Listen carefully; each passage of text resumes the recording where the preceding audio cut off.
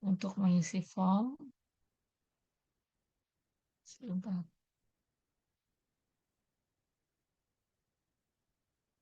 saya cek berapa sekarang. Udah 17. Oke, silakan yang belum mengisi untuk segera mengisi.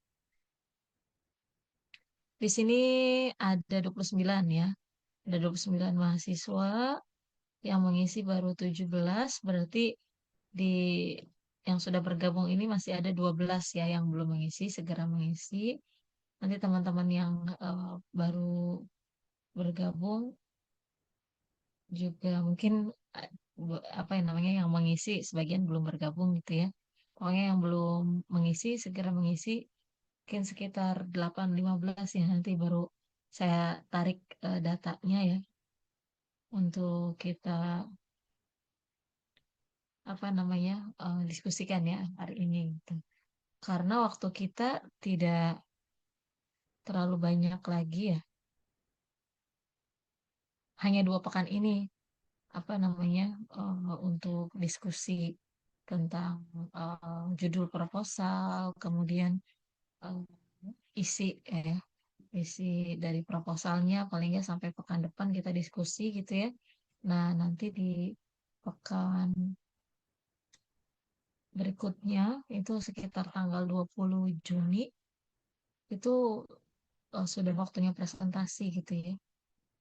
Jadi segera dimulai ya, minimal dengan menentukan topik ya atau eh, kalau sudah judul oke gitu ya atau minimal topiknya apa nih kira-kira yang mau dibahas gitu. Makanya di form itu pertanyaan saya hanya 2 ya, selain identitas, nama, NIM, kemudian usulan judul atau topiknya, dan juga jenis penelitiannya gitu ya.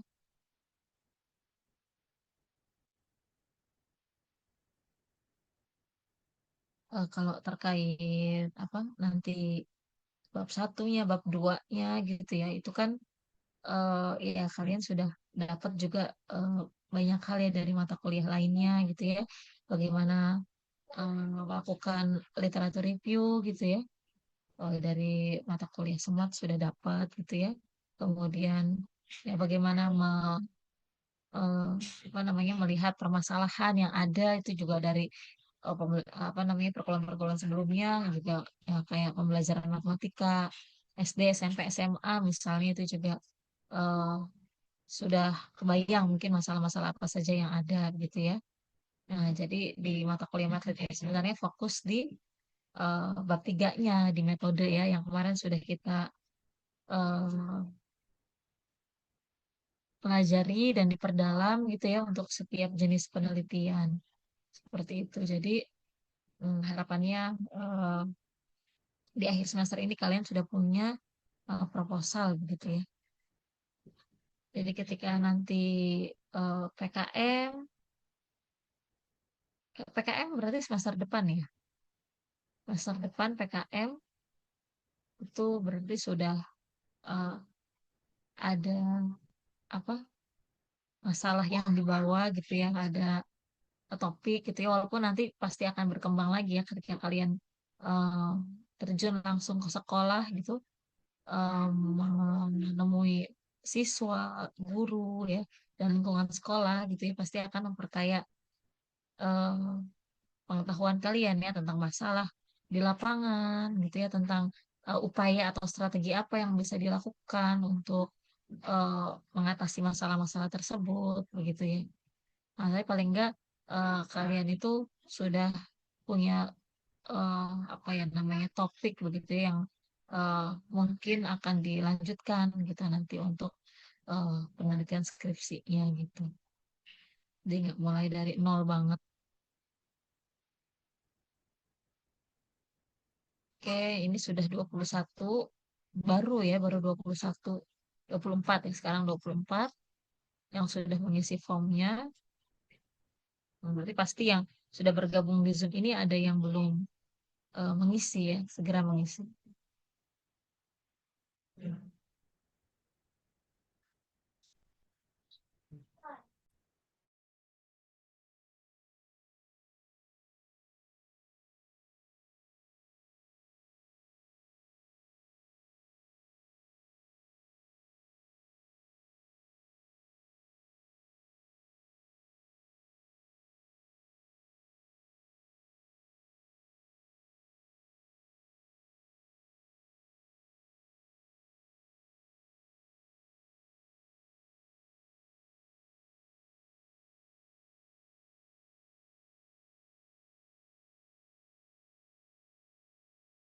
Jumlah mahasiswa di kelas A ini yang mengambil materi ada berapa?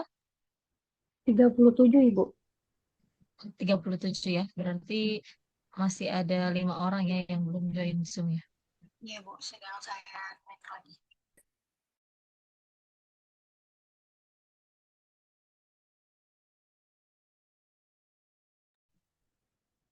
Oke, di respon form Google Formnya masih bergerak ya.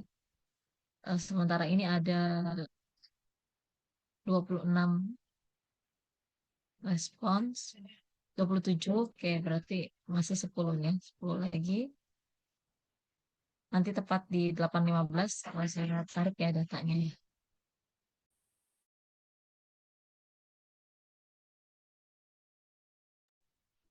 Oke, kita tunggu dulu ya. 8.15. Saya apa? Cam dulu sebentar sampai 8.15.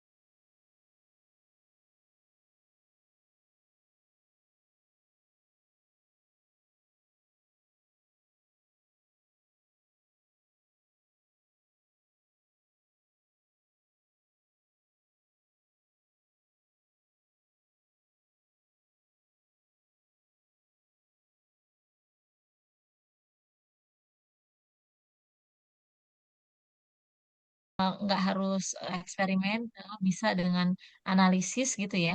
Kan ada ya analisis kesalahan, kemudian analisis kemampuan. Berarti Zoneta mungkin maksudnya mau analisis tingkat kecemasan gitu ya. Iya, iya Ibu. Nah, tapi itu harus ada observasinya gitu. Harus ada Iya. observasinya. Kemudian juga misalnya siswanya itu dikasih apa tes gitu ya. Kalau ini kan berarti maksudnya dikasih form tuh dikasih instrumen ya, Zoneta ya. Iya Ibu. Instrumen untuk mengukur tingkat kecemasan ya. Nah, itu di pendidikan matematika eh, di prodi kita itu ya, itu eh, sepertinya agak sulit ya untuk di ACC gitu. Karena tidak menyasar ke kemampuan kognitif. Hmm. Ya, tingkat kecemasan itu kan kemampuan afektif ya. Iya Ibu. Jadi kayak misalnya tingkat kecemasan atau kemandirian belajar atau motivasi itu boleh ya diteliti tapi tidak menjadi variabel utama. Ya, Hmm. kalau Baik misalnya Ibu. kalian mau neliti tentang tingkat kecemasan, itu tetap harus ada variabel utamanya itu harus memuat tingkat kognitif juga. Ya, misalnya selain tingkat kecemasan, misalnya kemampuan pemecahan masalahnya, kemampuan pemecahan masalah matematisnya gitu ya, atau kemampuan komunikasi matematisnya, atau kemampuan matematis apapun, ya, sebagai kemampuan kognitif yang akan diteliti. Kalau mau tambah dan tingkat kecemasan itu bisa ya sebagai apa namanya variabel eh, dari aspek afektifnya gitu ya. Tapi sejauh ini saya belum pernah lihat ya mahasiswa pendidikan matematika di prodi kita yang meneliti hanya aspek afektif atau kemampuan afektif tanpa ada kemampuan kognitif gitu. Kalau hanya kemampuan kognitif banyak ya, cuman satu. Kalau ada dua juga itu bagus ya, cuman mungkin agak sulit karena variabelnya lebih dari satu, variabel bebasnya. Sorry, variabel terikatnya misalnya. Tetapi itu sangat mungkin buat dilakukan. Tetapi kalau cuman hanya variabel afektif, itu kayaknya nggak pernah ada gitu dan kayaknya sulit untuk di ACC ya oleh calon dosen pembimbingnya nanti gitu. Oke Ibu, baik. Terima kasih Ibu. Ya, sama-sama.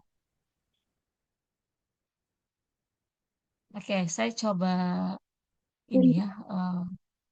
Ada lagi mungkin yang mau bertanya dulu? Silakan. Mungkin izin menyampaikan Ibu. Alhamdulillah saya Ya. sudah mengisi link yang tadi. Oh, sudah ya, sebentar. Oke, saya apa namanya tarik lagi berarti tadi belum ketarik. Ya, ini sudah 36 yang mengisi ya terakhir.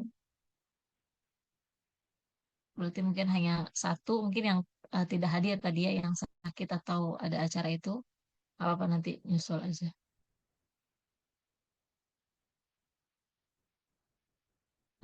Sebentar.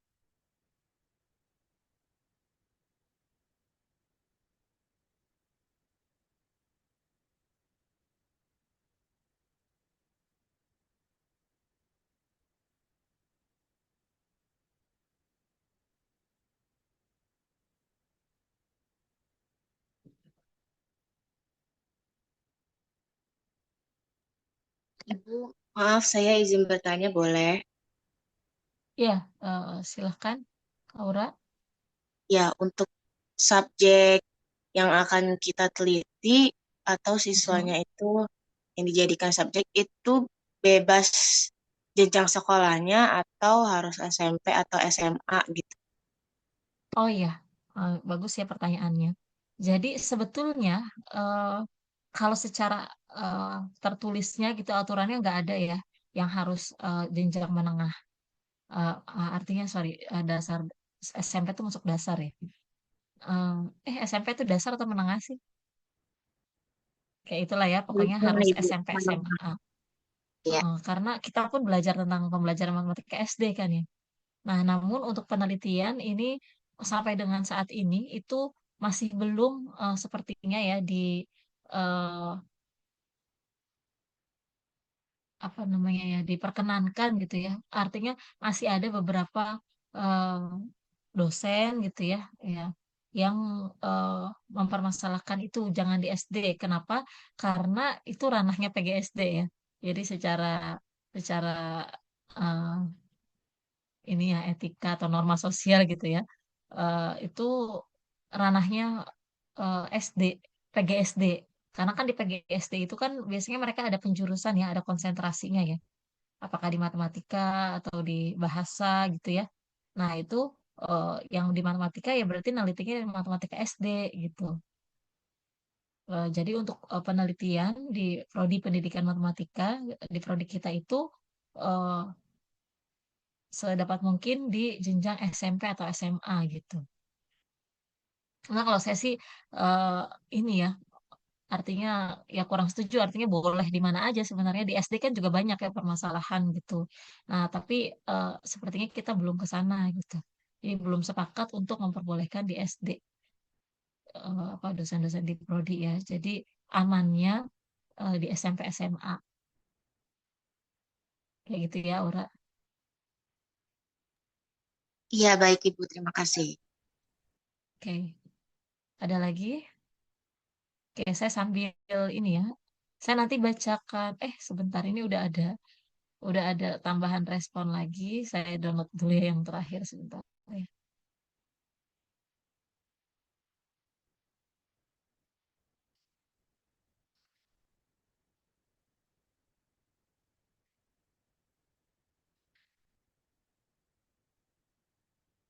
Nanti mungkin saya eh, bacakan secara eh, umum ya topik-topik atau judul yang sudah kalian tuliskan.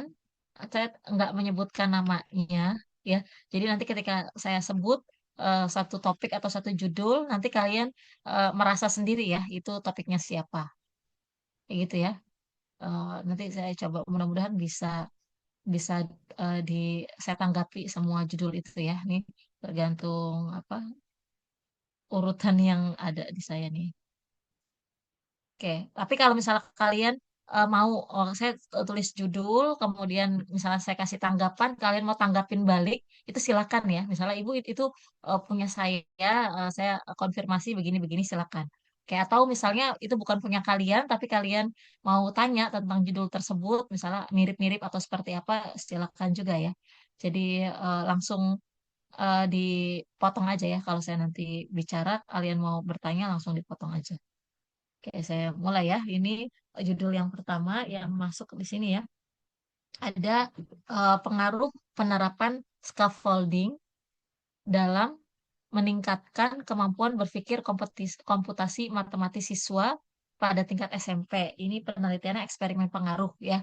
Kayak secara judul eh, aman ya, ini sudah jelas apa variabel bebasnya, variabel terikatnya apa, dan variabel terikat itu juga berupa kemampuan matematis, kemampuan kognitif ya. Jadi tidak masalah eh, secara apa namanya eh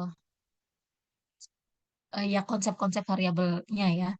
Nah, namun nanti eh, yang perlu diperhatikan ya tentang penerapan scaffolding itu perlu ditinjau lagi scaffolding itu apa? Apakah dia strategi pembelajaran atau dia teknik pembelajaran atau dia model atau metode atau apa? Ya, itu harus diperdalam lagi tentang scaffolding ini. Ya. Jadi scaffoldingnya itu apa? Dia strategi kah? Apakah dia metode pembelajaran atau dia model pembelajaran scaffolding? Atau dia strategi? Nah, itu harus diperjelas ya. Supaya nanti nggak bingung. Ya, karena eh, apa? Ya, scaffolding itu kan setahu saya strategi ya. Strategi yang bisa diterapkan dalam beberapa metode model atau metode pembelajaran gitu ya. Nah, tapi mungkin saya eh, ada yang nggak saya tahu gitu bahwa sudah ada model pembelajaran scaffolding gitu ya. Jadi diperjelas lagi scaffoldingnya maksudnya apa gitu. Nah, kalau dia itu strategi, baiknya ditambahkan model pembelajarannya. Nah, karena kalau sekedar strategi, nanti kalian bingung ketika menyusun sintaks pembelajarannya itu seperti apa. Kalau di model pembelajaran itu kan ada sintaksnya. Kayak gitu ya. Jadi kalau dia model pembelajaran ya sudah cukup ya. Berarti misalnya pengaruh model pembelajaran scaffolding gitu ya dalam meningkatkan eh, kemampuan berpikir kompetensi matematis siswa langsung aja SMP, nggak usah pada tingkat ya, langsung SMP gitu. Nah, kemudian tadi kalau misalnya ternyata scaffolding itu strategi pembelajaran, nah mungkin perlu dicari ya tunggangannya itu modelnya apa, model pembelajarannya gitu ya. Misalnya eh, model eh, PBL gitu dengan teknik scaffolding atau apa. Biasanya scaffolding itu eh, terintegrasi pada model pembelajaran apa supaya lebih jelas gitu ya. Jadi diperjelas scaffoldingnya itu apa maksudnya. Gitu ya. Kalau jenis penelitiannya ini pengaruh ya sudah jelas ya karena mau meneliti pengaruh dari penerapan entah metode atau model atau strategi pembelajaran terhadap kemampuan matematis yaitu kemampuan berpikir kompetensi matematis siswa SMP gitu aja ya jangan nggak usah pada tingkat. Oke, itu ya. Ibu, Ada ya silakan iya, Aisyah. kalau misalnya itu dia, misalnya nanti dia itu ternyata strategi, itu saya harus Mm-mm. nambahin model pembelajaran itu di judulnya juga atau gimana, Bu? Iya betul Oh, jadi di betul judulnya sekali. nanti Jadi ditambahin mm, lagi. nah ini Oh, bagus ya. hmm. Jadi kadang-kadang kan eh apa namanya? Kalau kita lihat skripsi itu kan misalnya oke eh, judulnya pengaruh model ini terhadap kemampuan ini seperti itu ya. Jadi kebaruannya tuh nggak ada gitu. Nah kalau misalnya tadi dengan strategi scaffolding itu kan jadi kebaruan tersendiri gitu. Tapi modelnya tetap disebut di judulnya kayak Ah, gitu ya. oke. Seperti itu. Ya walaupun saya tapi saya disclaimer ya bukan berarti judul-judul yang standar gitu ya itu nggak layak untuk diteliti, nggak juga gitu ya. Jadi kalau memang kalian bisa meramunya, menulisnya dengan baik gitu ya. Misalnya eh, pengaruh model pembelajaran apa namanya? Apalah PBL gitu ya terhadap peningkatan kemampuan tadi berpikir komunikasi atau komputasi matematis gitu. Itu kan mungkin sederhana gitu ya. Tapi kalau kalian bisa mengkaji teorinya dengan dalam terus apa eh, kelihatan ya koherensinya gitu ya. Kerangka berpikirnya itu tajam begitu ya, itu ya nggak masalah. Tetapi kalau ada tambahan seperti tadi dengan strategi scaffolding itu lebih baik gitu ya. karena sudah jelas gitu ada kebaruannya gitu. Kayak gitu Kalau ya. misalnya ternyata dia metode, berarti itu gimana, Bu? Ya nggak masalah. Dia kalau misalnya dia ternyata metode scaffolding, terus saya udah nemu jurnal acuannya. Nah, itu perlu Mm-mm. ditambahin ini juga nggak, Bu, model pembelajarannya gitu? Atau emang kalau udah metode ya udah berarti dia metode? Kalau ya silakan gitu ya. Kalau kamu nggak bingung nanti gimana nyusun sintaksnya dan seterusnya, nggak harus ada modelnya sebetulnya. Hmm. Yang penting nanti memudahkan aja gitu ya ketika menyusun sintaks pembelajarannya itu bisa. Bahkan kadang hanya pendekatan gitu ya di judul, pengaruh pendekatan ini terhadap ini gitu ya. Pendekatan kan lebih luas lagi. Tapi ada judul yang seperti itu. Kayak gitu misalnya Hmm. ya. Nah, asal kebayang nanti seperti apa sintaksnya seperti itu ya. Oke, baik. Terima kasih, Ibu. Iya, sama-sama. Kayak itu ya untuk judul yang pertama. Ada tanggapan lagi? Nah, lanjut dulu ya. Nah, yang kedua ini ada jenis penelitiannya kualitatif, analisis, pendekatan pembelajaran berdiferensiasi, kelas inklusi dengan ABK di dalamnya. Mungkin ini masih berupa topik ya, karena belum belum kayak bahasa judul gitu. Nanti di diramu lagi bahasa judulnya itu kira-kira bagusnya kayak gimana. Nanti kan saya tadi udah sampein juga ya eh, apa PPT dari materi-materi pendalaman. Kalian juga bisa lihat PPT teman-teman kelompok yang waktu itu presentasi ya, bisa dilihat kira-kira penulisan judul untuk masing-masing jenis penelitian itu gimana baiknya gitu ya. Nah, kalau yang ini pendekatan belajar diferensiasi kan ini di jenis penelitiannya kualitatif. Nah, kualitatif itu seperti apa? Apakah mau menganalisis, kalau memang analisis ya, mau menganalisis misalnya kesulitan belajar ABK-nya dengan pembelajaran diferensiasi, atau menganalisis eh, apa kemampuan sesuatu kemampuan matematisnya gitu saat di eh, diberi apa ya, diterapkan pembelajaran berdiferensiasi. Nah, ini saya masih kurang paham. Atau ada yang mau ini dulu apa menanggapi ini kira-kira masuk analisisnya itu maksudnya seperti apa? Ibu izin menanggapi, semisal Ya, itu gimana kan Said? baru pendekatan ya, Bu, baru pendekatan berdiferensiasi. Mm-mm. Belum ada model pembelajaran yang mau dipakai, belum ada targetnya gitu, Bu. Itu semisal Mm-mm. saya ngambil contohnya analisis kesulitan siswa berkebutuhan khusus ketika Mm-mm. menggunakan model pembelajaran ini dengan pendekatan berdiferensiasi gitu, Bu, misalnya. Dan judulnya itu Oke, udah ada, berarti itu saya boleh pakai lagi dengan spesifikasi yang lebih kecil, maksudnya kayak skopnya jadi misalnya di kelas tertentu aja, atau saya harus ganti judul ya, Bu, kalau kayak gitu. oke. Kalau ini mungkin ini kualitatif betul ya. Memang biasanya kan kalau kelas inklusi berarti dia kan kelas umum tapi ada ABK ya. Nah, berarti kan itu kan kita fokusnya di observasinya di ABK tersebut gitu kan? Betul Ibu, betul. Ya, betul. Jadi memang itu pasti kualitatif, nggak mungkin kuantitatif gitu ya. Nah, tapi kalau yang mau dilihat apa tadi?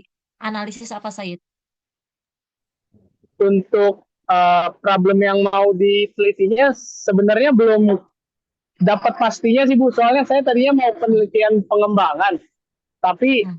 dicari-cari nggak ada jurnal referensi yang nemu media yang dibutuhin gitu Bu. Jadi Oke. berubah haluan, jadi kayaknya lebih ke kesulitan penerapan pendekatan diferensiasinya sih Bu di kelas inklusi. Hmm. Hmm. Nah, nanti itu kan yang menerapkan siapa? Yang menerapkan kan gurunya, Iya Ibu, yang menerapkan guru yang ditelitinya nanti. guru yang diteliti gitu ya. Nah, kalau saya sih eh, apa namanya? eh, masih agak belum kebayang ya. Nanti kamu mungkin akan kesulitan juga gitu ya kalau misalnya meneliti yang diteliti, yang dianalisis tuh apanya. Kalau kesulitan belajar, Misalnya, mendingan kalau memang mau kesulitan belajar itu pakai analisis tertentu gitu. Misalnya analisis kesulitan belajar siswa ABK gitu ya. Nah, tapi kalau misalnya kamu bawa-bawa pendekatan pembelajaran berdiferensiasinya, itu nanti susah nyambunginnya gitu. Atau Jadi eh, jadi lebih baik saya fokus ke salah satunya aja ya Bu, nggak usah dua-duanya gitu. betul, betul. Kalau mau yang pendekatan pembelajaran berdiferensiasi mungkin bisa PTK gitu ya, atau bisa nanti kamu bikin desain pembelajarannya, desain research gitu ya untuk khusus untuk ABK itu juga bagus sekali gitu ya. Atau tadi mau buat medianya itu juga bagus gitu.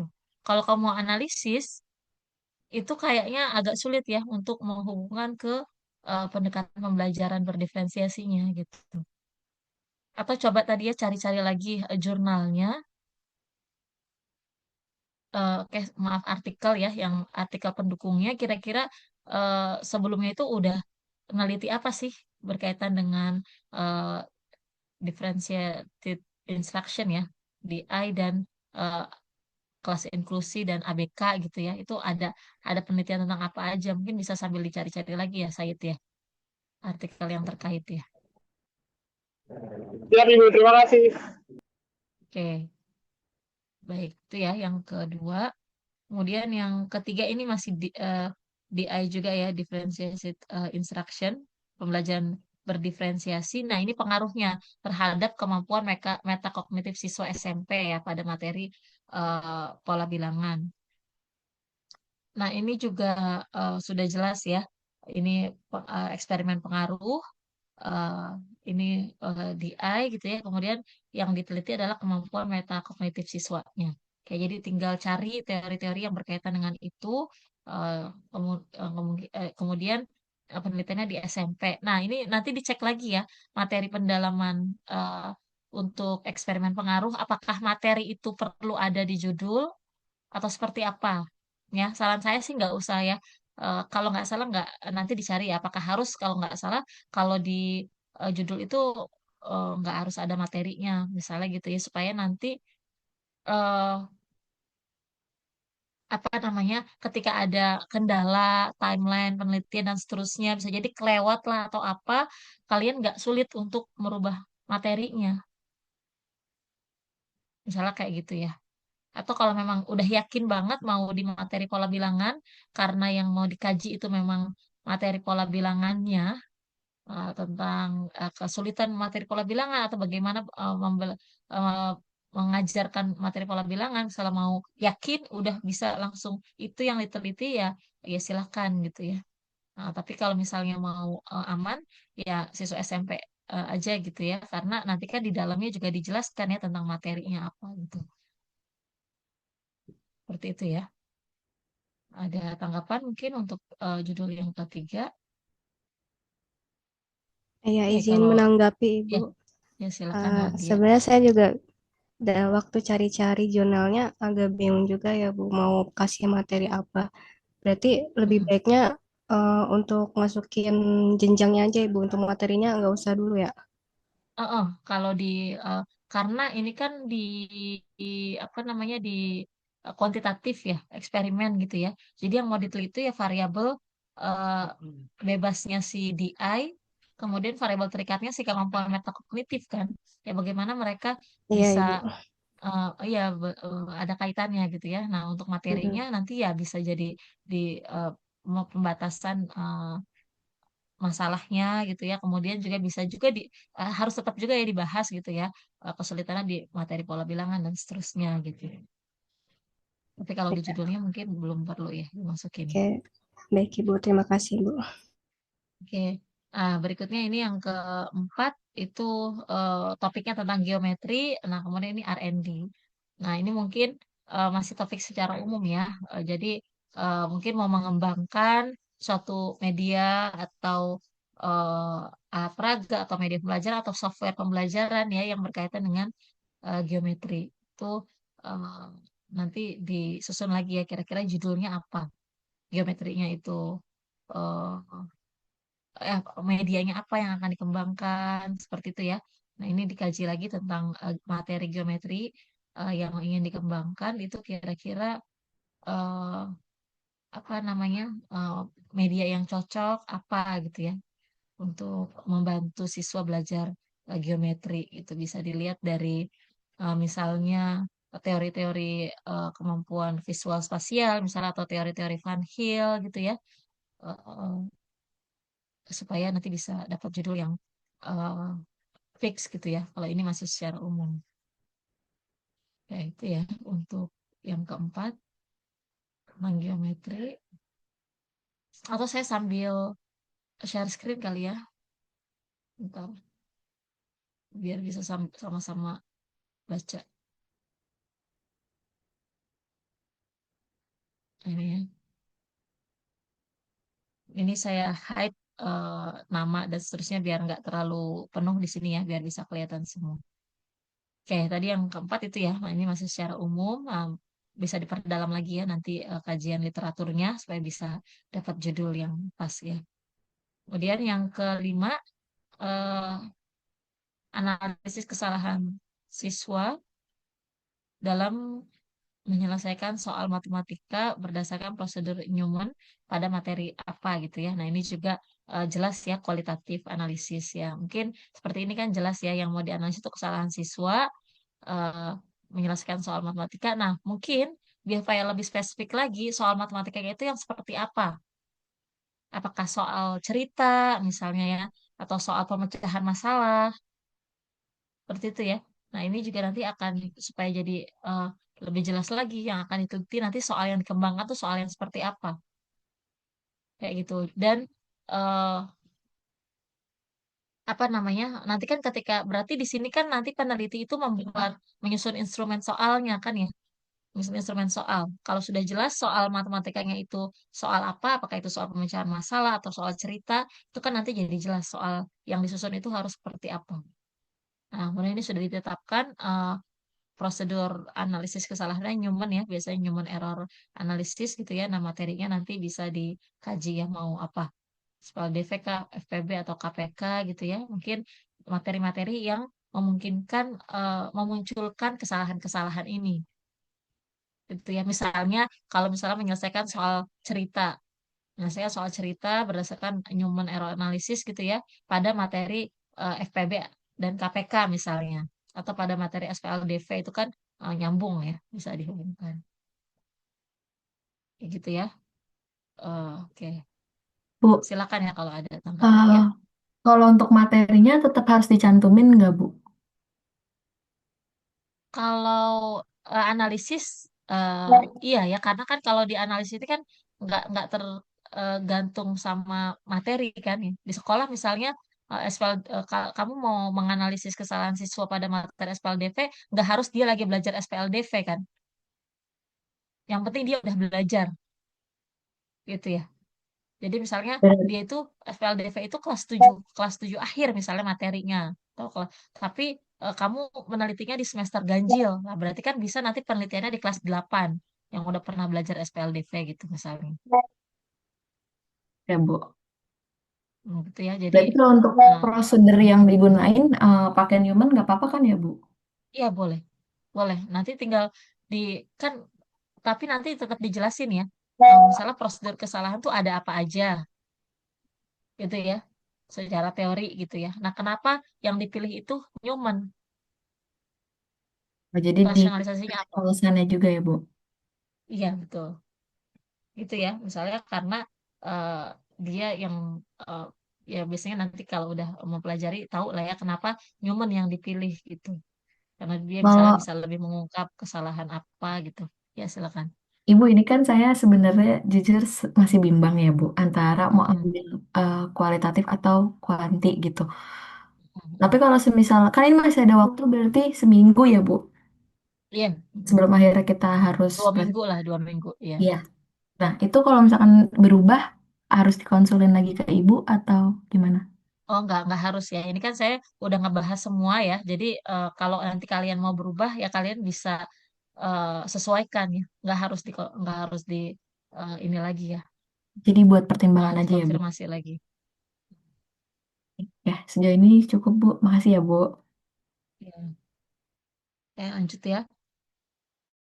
Yang keenam ini, upaya meningkatkan aktivitas belajar dan hasil belajar siswa pada materi aljabar dengan berbantuan kelas poin di kelas 7 SMP, ini PTK ya, karena mau meningkatkan itu pada materi apa ya, dengan apa yang diterapkannya kelas poin gitu ya. Nah, mungkin ini ada beberapa tanggapan dari saya. Yang pertama, yang ditingkatkan itu sekarang udah eh, nggak ke hasil belajar lagi fokusnya. Ya, kalau hasil belajar itu kan masih umum. Aktivitas belajar, hasil belajar itu masih umum. Tapi udah langsung ditetapkan kemampuan matematis apa yang mau ditingkatkan. Ya, apakah kemampuan pemecahan masalah matematisnya, apakah kemampuan pemahaman konsep matematisnya, gitu ya, atau kemampuan representasi misalnya, gitu ya. Jadi jangan umum aktivitas belajar, hasil belajar nanti eh, akan sulit ya untuk diteliti gitu dan udah nggak relevan lagi.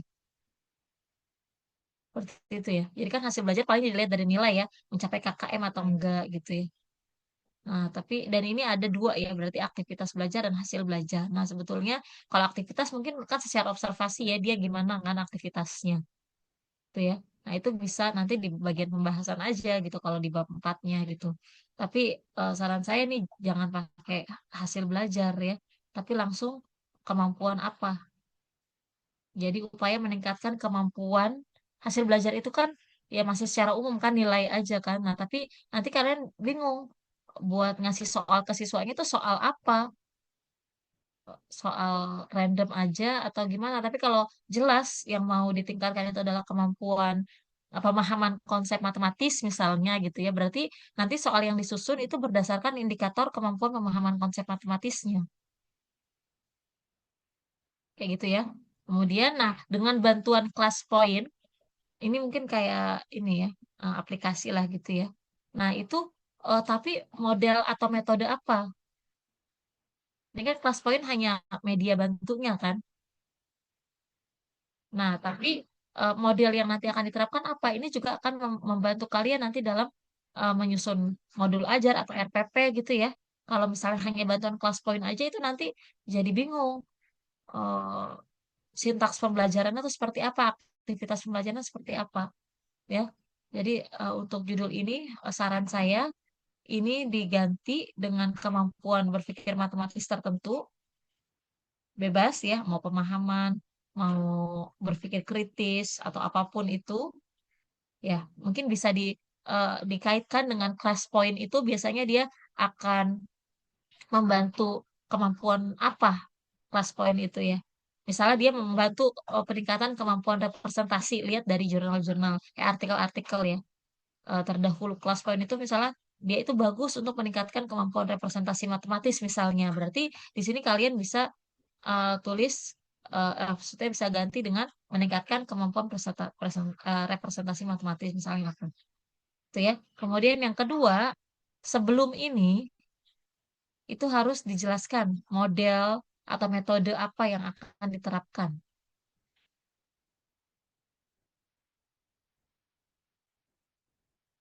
Kayak gitu ya.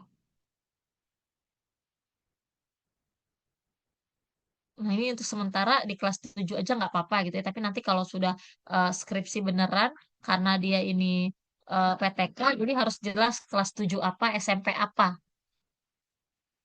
gitu ya. Kalau sekarang kan mungkin belum ya, belum belum kebayang gitu ya. Tapi eh, apa namanya, mungkin karena dia itu memang sifatnya kualitatif, ya berarti kan harus mengkaji masalah di sekolah tertentu gitu ya. Mungkin nanti bisa SMP-nya adalah SMP kalau kalian udah PKM di SMP tempat PKM misalnya.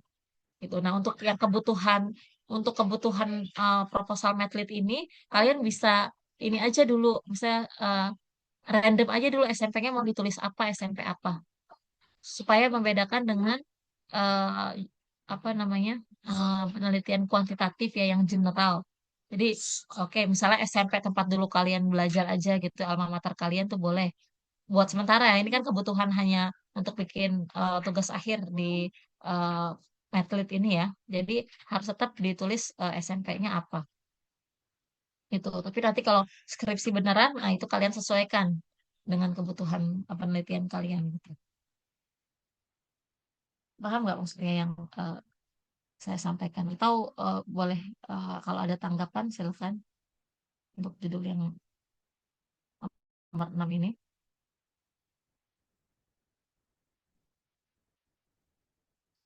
Tadi catatan dari saya, aktivitas belajar dan hasil belajarnya diganti ya dengan kemampuan matematis tertentu.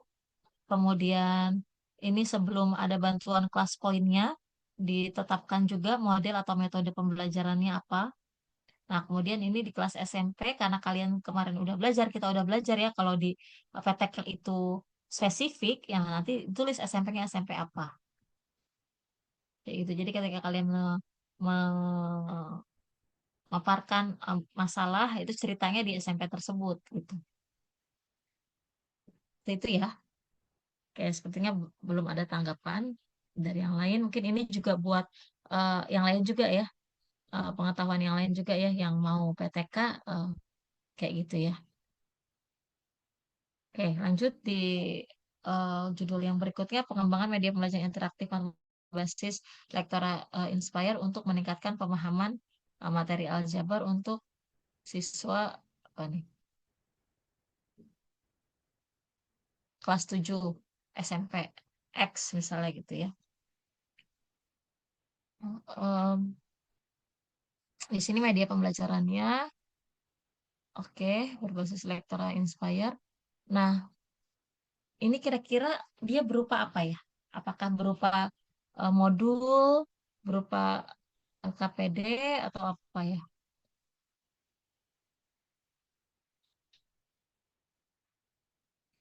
Terus pemahamannya berarti maksudnya pemahaman konsep matematis ya.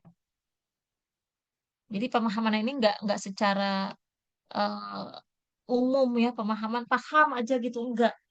Tapi pemahamannya itu harus berdasar sama kemampuan matematis. Jadi meningkatkan pemahaman konsep matematis gitu. Kalau mau ada kata-kata pemahaman ini. Jadi nanti media yang dikembangkan ini itu harus dihubungkan dengan indikator pemahaman konsep matematis. Kalau nggak salah, misalnya pemahaman konsep matematis itu salah satu indikatornya adalah dia itu dapat menyatakan kembali konsep, misalnya seperti itu. Nah, berarti nanti di medianya harus ada aktivitas yang mengarah ke pencapaian indikator tersebut. Seperti itu ya. Jadi kalau di R&D, nah, yang membedakan R&D biasa dengan R&D-nya orang pendidikan matematika biasanya di sininya atau di pendekatannya. Misalnya pengembangan media interaktif matematik berbasis Lektora Inspire eh,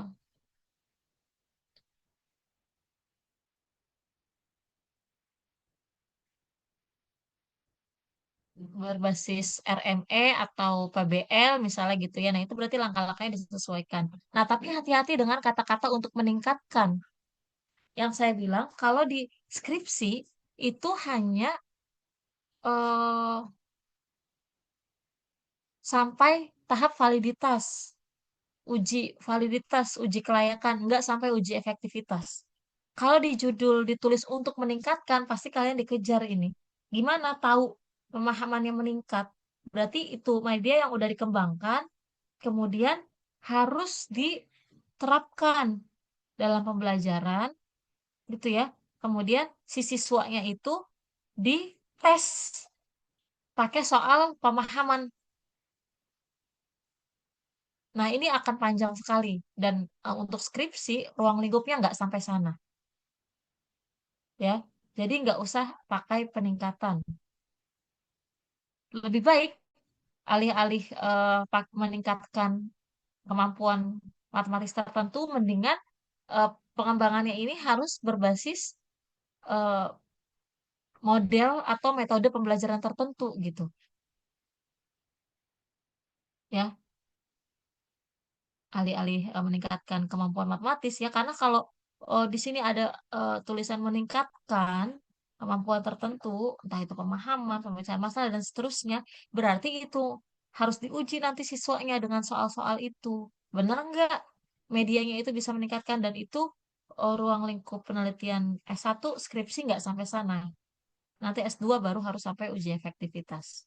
Kalau S1 nggak sampai uji efektivitas, jadi sebaiknya dihilangkan ini. Sebagai gantinya, supaya nggak biasa, medianya itu nggak biasa gitu doang gitu ya, ya itu pengembangannya harus dengan eh, model atau metode pembelajaran tertentu gitu. Jadi nanti media misalnya itu entah itu modul, entah itu LKPD misalnya gitu ya, itu disesuaikan dengan eh, sintaksnya model pembelajaran tertentu gitu. Misalnya kalau di RME ada karakteristiknya, misalnya harus ada konteksnya. Berarti di awal dikasih konteks dulu. Kemudian ada proses matematisasinya gitu ya, ada pemodelan matematikanya. Berarti nanti ada langkah-langkah di media pelajarannya yang mengakomodir itu. Misalnya ayo ayo oh, mencoba, ayo mengamati, ayo apa gitu ya, bisa pakai icon-icon itu di medianya. Seperti itu ya untuk judul nomor 7. Ini silakan kalau mau eh, menanggapi kembali ya komentar saya. Oke, yang ke-9 ini eksperimen pengaruh, ini mungkin juga masih bingung ya, maksudnya artinya belum fix ya pembelajaran diferensiasi. Nah, itu seperti apa? Nah, nanti kalau oke, silakan guide.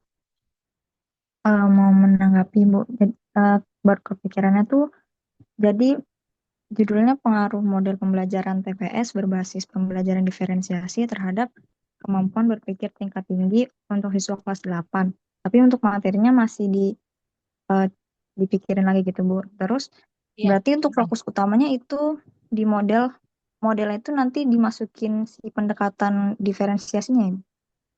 iya betul. Pembelajaran apa model pembelajarannya? TPS Bu, Think, Pair, and Share. Think, Pair, and Share itu dia model ya, Iya model Bu, model jadi kayak pembelajaran nih. iya Oke, kooperatif model gitu. dengan ya betul. Jadi nanti eh, kalau diferensiasi ini sebagai misalnya metode atau pendekatan gitu ya, berarti tapi jelas modelnya itu TPS gitu ya. Nah, Oke. kemudian eh, tadi meningkatkan kemampuan berpikir tingkat tinggi ya. Oh, enggak Nah, Ibu, cuma berpikir tingkat tinggi itu cuma apa? terhadap kemampuan berpikir tingkat tinggi aja. Yang Oke, kayak dia kemampuan berpikir tingkat tinggi itu apa? Misalnya. ah, itu kayaknya tuh termasuk dalam kayak soal-soal HOTS yang biasa buat di AKM sama ISA gitu sih Ibu. Nah, itu ada indikatornya nggak? Indikator kemampuan berpikir tingkat Eh, tinggi. ada ada Ibu Iya, indikatornya. lebih baik, bentar. Kamu misalnya cari kemampuan berpikir tingkat tinggi itu apa aja? Mm-mm. Misalnya gitu ya, kemampuan berpikir tingkat tinggi, higher order thinking skill ya. Iya. Oke, oh ternyata dia merupakan kemampuan. Nah, berarti cari kemampuan berpikir tingkat tinggi itu, oh ini ada kok indikatornya. Kalau dicari salah indikator kemampuan berpikir tingkat tinggi ya, nah itu nanti dijelaskan kemampuan berpikir tingkat tinggi itu apa aja, indikatornya apa aja. Ada nih ternyata ya, menganalisis, mengevaluasi, menciptakan, dan seterusnya. Bisa ya berarti ya. Berarti itu nggak apa-apa ya Ibu. Udah Ya, aman untuk boleh berarti. judul. Mm-mm. Oh, jadi Kalau nanti di bab berarti 2-nya berarti dijelaskan ya, di hmm, teorinya kemampuan berpikir tingkat tinggi itu apa, pengertiannya, kemudian indikatornya itu apa ya.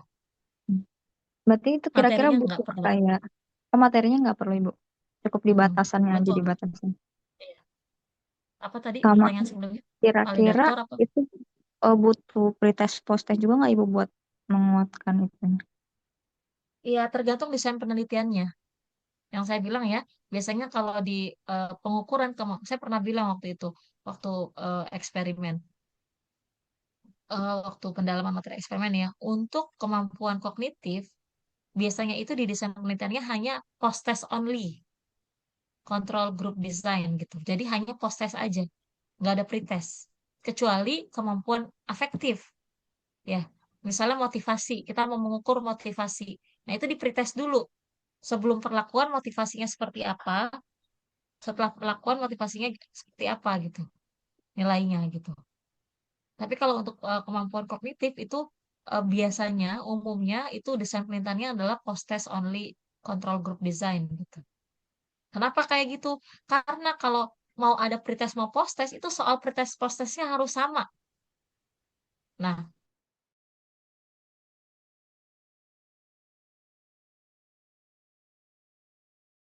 jadi makanya jarang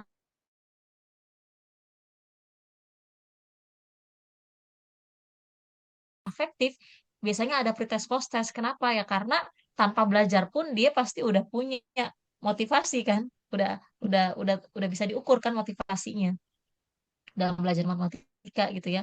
Nah, kemudian di- atau kemandirian belajar misalnya atau efektif lainnya. Kemudian dikasih pembelajaran, di akhir pembelajaran dikasih instrumen lagi buat ngukur motivasi atau kemandirian belajar atau apapun itu. Nah, itu baru fair gitu ya. Tapi kalau tadi kemampuan kognitif itu nggak fair nanti. Maksudnya apa apa namanya esensinya dikasih pretest orang dia belum belajar gitu.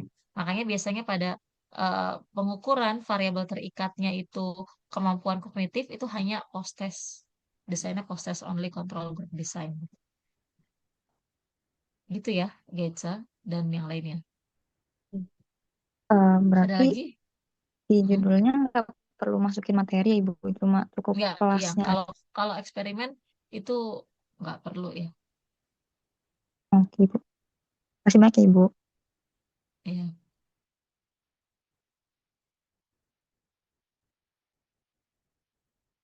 Baik, selanjutnya analisis kemampuan berpikir kritis matematis siswa terhadap eh, pendekatan RME. Nah, ini hati-hati nih.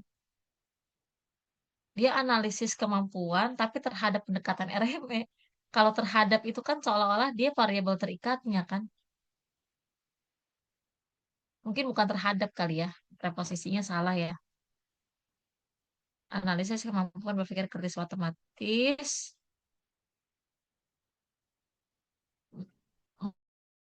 Mungkin maksudnya setelah diterapkan.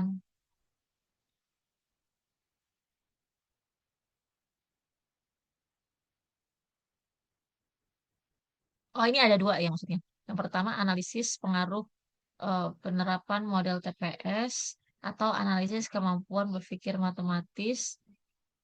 Nah, ini silakan. Mungkin ada yang mau konfirmasi ini maksudnya gimana?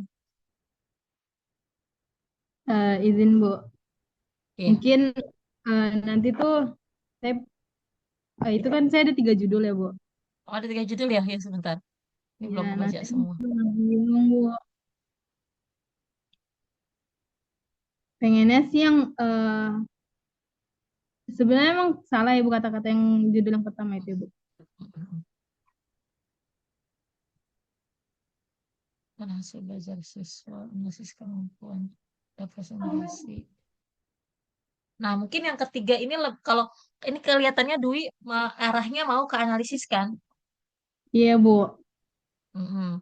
Nah, kalau yang ketiga ini kebayang, yang mau dianalisis itu adalah kemampuan representasi matematis siswanya dalam menyelesaikan soal pemecahan masalah matematika. Iya. Nah, Jelas kan? Karena, ya gimana?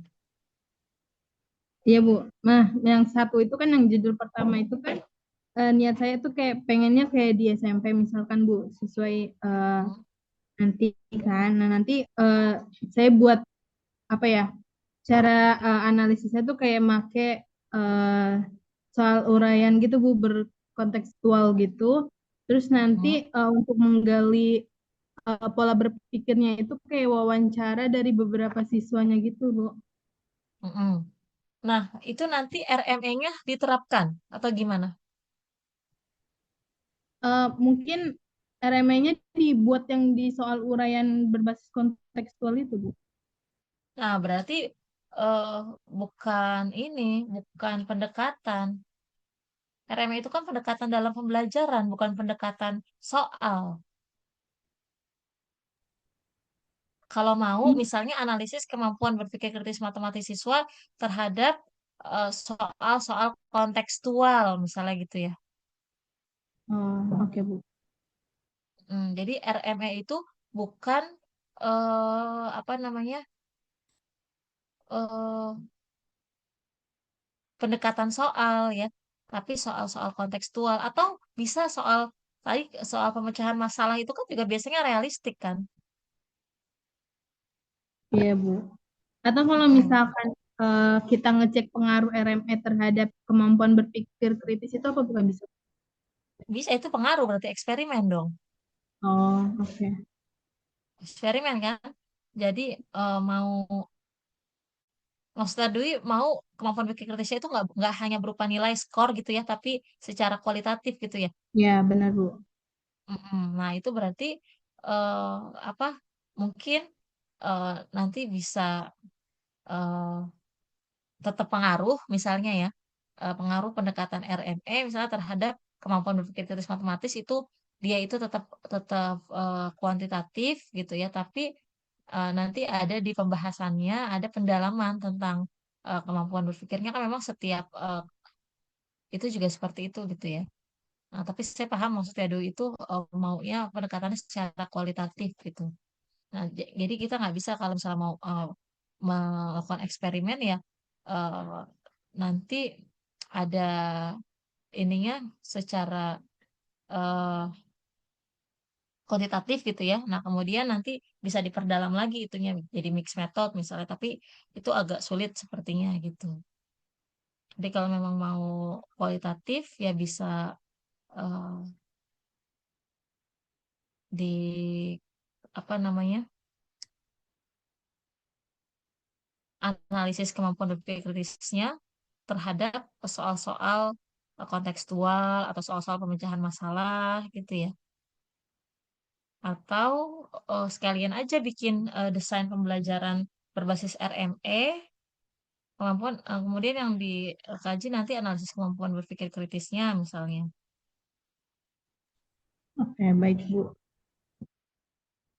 Kemudian ini yang sebentar satu lagi analisis pengaruh penerapan model tim pair share terhadap peningkatan hasil belajar. Kalau ini juga ya, mungkin sama ya tadi ya. Pengen eh, apa melihat pengaruh suatu model, tapi apa namanya yang mau dilihat itu bukan sekadar skornya ya, tapi secara kualitatif gitu ya.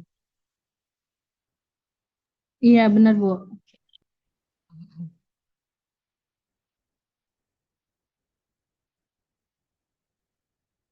Ya nanti coba dikaji lagi ya, Bu ya. Eh, Ya. Kalau mau analisis ya udah fokus aja di kemampuan apa, tapi nggak usah ada penerapan model tertentunya gitu. Hanya nanti eh, pendekatannya itu di soalnya kan apa dia soal eh, pemecahan masalah atau dia soal kontekstual gitu ya dan seterusnya. Eh, maaf Bu, izin bertanya lagi. Kalau misalkan Hmm. di judulnya itu kita nggak tulis pendekatannya apa, tapi ujung-ujungnya pakai pendekatan itu, apakah bisa Bu? Tapi nanti di mana? Pendekatannya itu ada di mana maksudnya? Di soalnya atau di mananya? Nanti di penjelasan kayak apa ya? Bukan, kamu lakukan pendekatannya itu nanti diterapkan pendekatannya itu sebagai apa dia? Sebagai pembelajaran, sebagai ruh soalnya atau sebagai apa? Kalau nggak, walaupun nggak Mungkin ada di judul, ya kalau di pembelajaran Bu. nggak bisa, nggak bisa. Kalau memang mau mau menerapkan model tertentu dalam pembelajaran, ya berarti itu harus eksperimen, gitu ya. Atau eh, PTK, kayak gitu ya. Atau eh, apa namanya? eh, desain research gitu.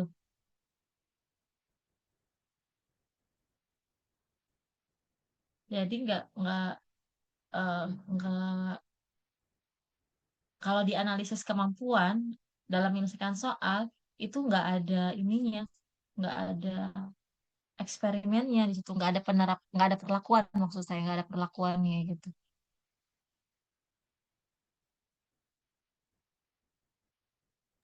Itu ya, Dwi Oke. ya. Atau nanti Dwi coba cari-cari dulu ya artikel yang kira-kira eh, mirip atau relevan dengan apa yang ingin dilakukan, tuh ya nanti bisa didiskusikan ke saya ya. Bu, ini kira-kira ini contohnya seperti ini tuh bagaimana gitu. Sekarang belum fix. Oke, baik Bu. Terima kasih. Oke, kita lanjut ya. Ini R&D, nah ini sama ya tadi kayak yang nomor 2 tadi sudah kebayang mau arah geometri atau matematika, ada kemampuan matematisnya tapi belum berupa bahasa judul. Oke.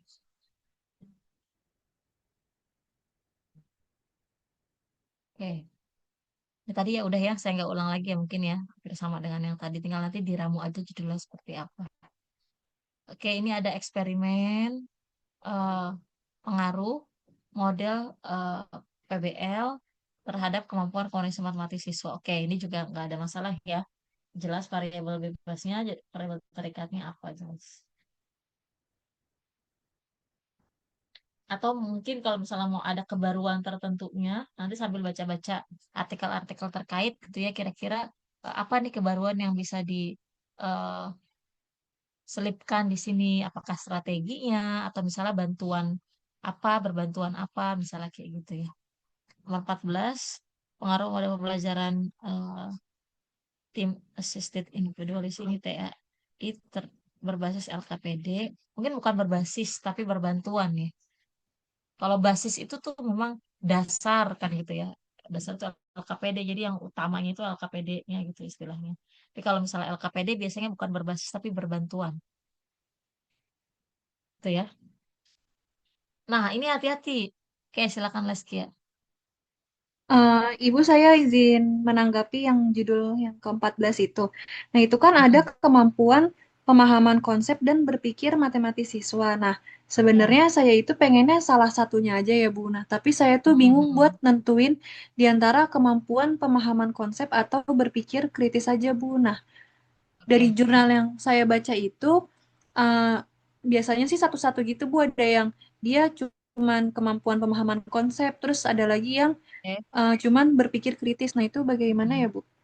Oke, sebenarnya kalau dua ini bisa, tapi akan rumit ya. Nanti secara analisis statistiknya rumit karena 1X 2Y ya. Jadi nggak bisa pakai apa namanya? Ya mungkin pengujiannya nanti dicari ya teknik pengujiannya seperti apa gitu. Kalau dua dan memang masih belum banyak yang dua ya, tapi bisa sangat mungkin untuk dilakukan. Tapi kalau mau satu saja, pilih salah satu, apakah di pemahaman konsep atau berpikir. Nah, itu disesuaikan saja. Nanti kan kalian ketika melakukan kajian apa namanya kerangka berpikir ya, menulis kerangka berpikir ya, atau kenapa sih TAI itu kemudian diduga bisa meningkatkan kemampuan pemahaman konsep. Memang apa kaitan dari indikator-indikator pemahaman konsep itu dengan sintaks pembelajaran TAI ini?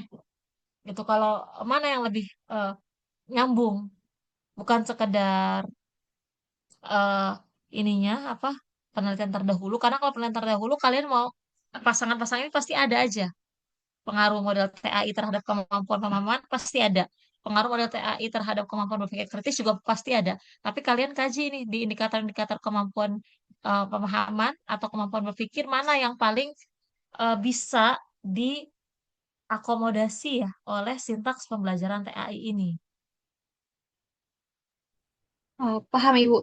Tapi kalau misal salah satu aja tetap menarik kan ya, Bu? Iya, menarik. Tetap, yang tadi saya bilang, judulnya itu kan nggak apa-apa sederhana gitu, tapi kalian dalam kajian teorinya itu. Atau Oke, kalau misalnya paham. mau apa namanya, ya kayak ini kan udah ada kan berbantuan LKPD atau apalagi di sini yang cari kebaruan-kebaruan lainnya gitu. Yang kalau kalian ragu dengan itu misalnya menganggap terlalu sederhana atau bagaimana gitu ya, kurang menantang gitu, ya berarti cari kebaruannya tuh apa berbasis LKPD. Tadi ada juga yang dia itu dengan teknik scaffolding atau mungkin ada teknik apa lagi gitu.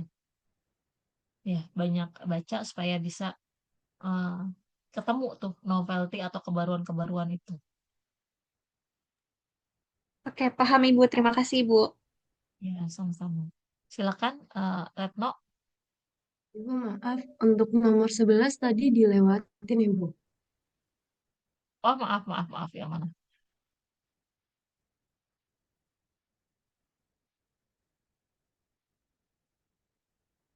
Sebelas yang mana? Yang tulisannya jujur masih bingung, Bu. Itu ada 3 judul sebenarnya.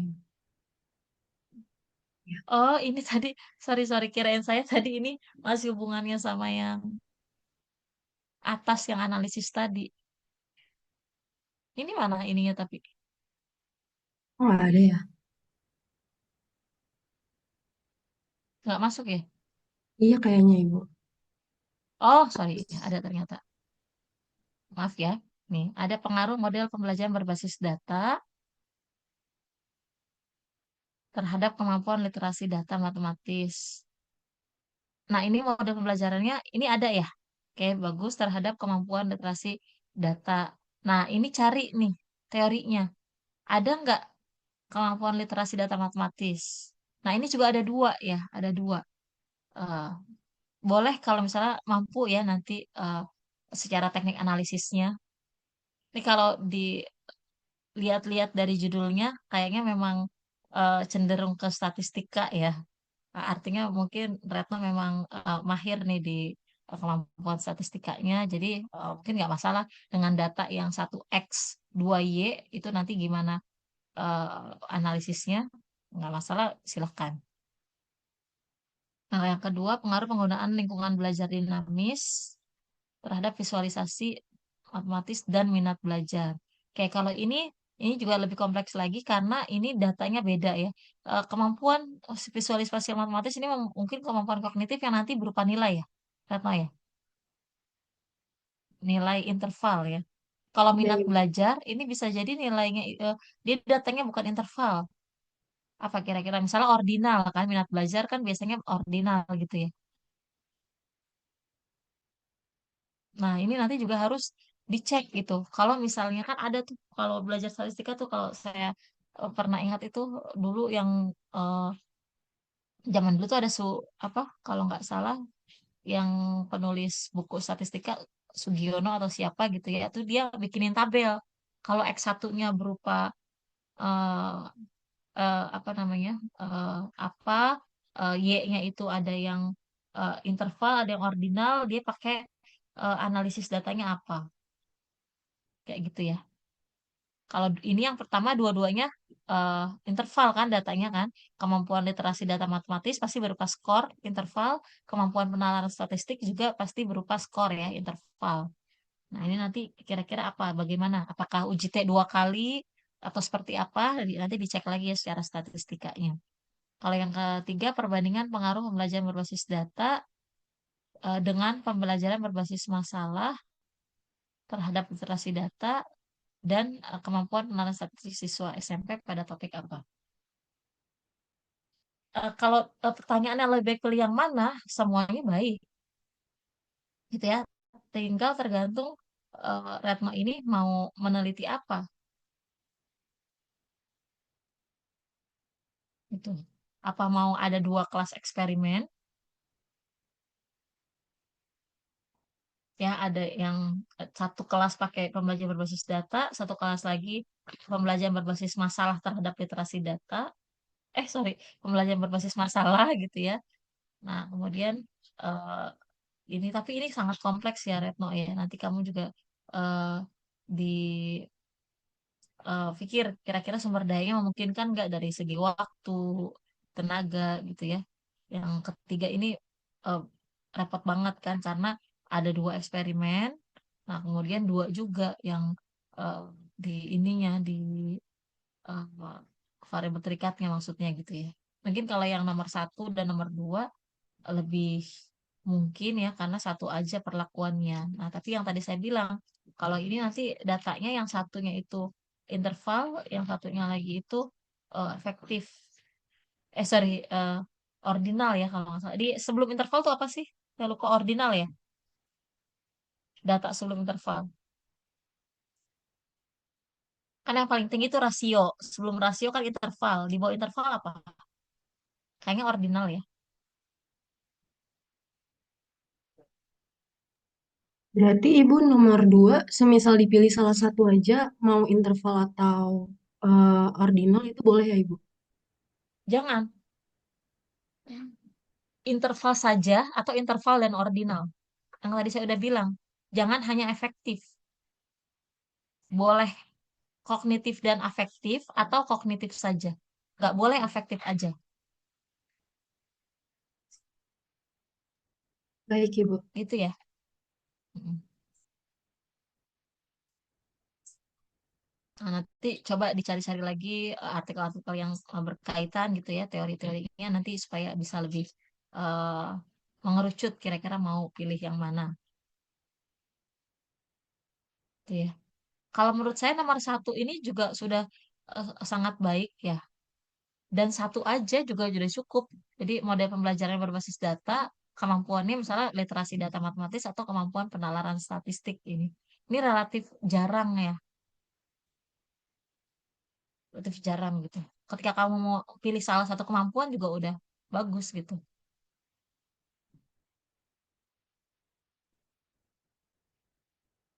Baik Ibu, terima kasih Ibu. Ya. Lanjut ya. Ini masih banyak ya. Sebentar kalau eh, takut nggak ke ini semua ya. Ini tadi udah. Atau silakan. Ini karena masih banyak. eh, Gimana ya? Ini ada belum aja dulu. Oke, coba dikit-dikit ya. Pelan-pelan ya. Ini tadi udah. Ini yang kemampuan pemahaman, PTK. Oke, PTK tadi saya udah jelasin ya. Seperti apa nih, karena ini belum terlalu fix ya, judulnya difiksasi dulu. Tadi saya udah jelasin panjang lebar tentang PTK. Nah, kemudian yang berikutnya eksperimen pengaruh, topiknya RME, kemudian kemampuannya pemecahan masalah. RME bukan topik ya. RME itu eh, apa namanya ya, model gitu ya. Atau ya pendekatan gitu ya terhadap kemampuan pengaruh ya, berarti nanti mungkin pengaruh dari pembelajaran RME terhadap kemampuan pemecahan masalah. Ya, ini juga tadi pengaruh udah saya eh, bahas. Ini ada pengembangan ILKPD berbasis problem based learning, ini juga bagus ya, sudah jelas yang mau dikembangkan adalah ILKPD, kemudian basisnya PBL gitu. Jadi nanti dalam mengembangkan langkah-langkahnya harus jelas. Ibu izin bertanya boleh? Ya, silakan. Mengenai yang pengembangan ILKPD itu saya harus kayak misalkan terhadap kemampuan apa gitu nggak, Bu? Misalkan Enggak. pengembangan Tadi kan saya oh enggak. bilang enggak kalau pengembangan karena enggak sampai uji Oke. efektivitas. Berarti cukup aja terus nanti mungkin pada materi apa gitu ya, Bu ya? Iya, betul. Oke, baik Ibu, terima kasih.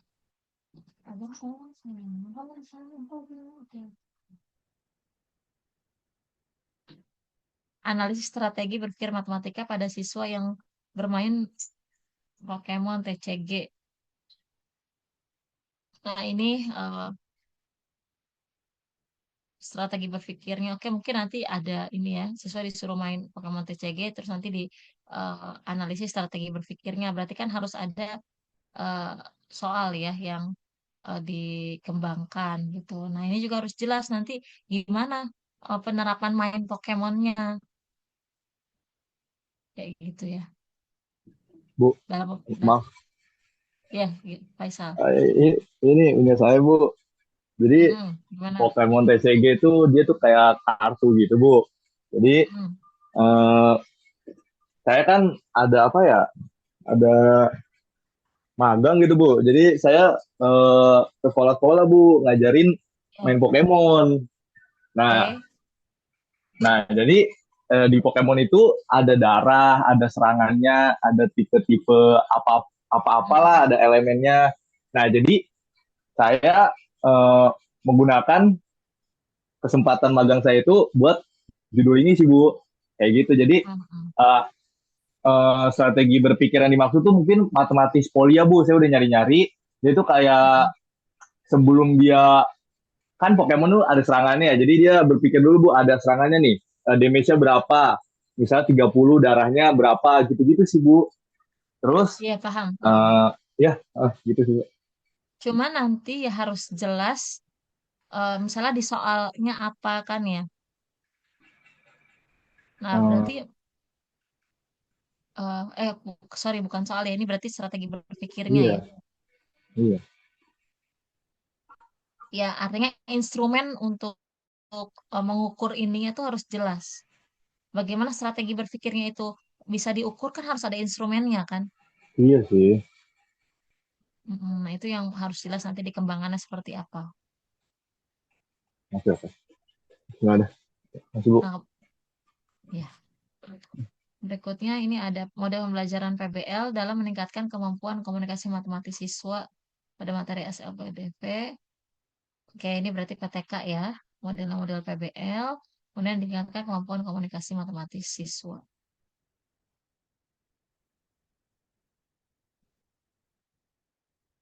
Oke.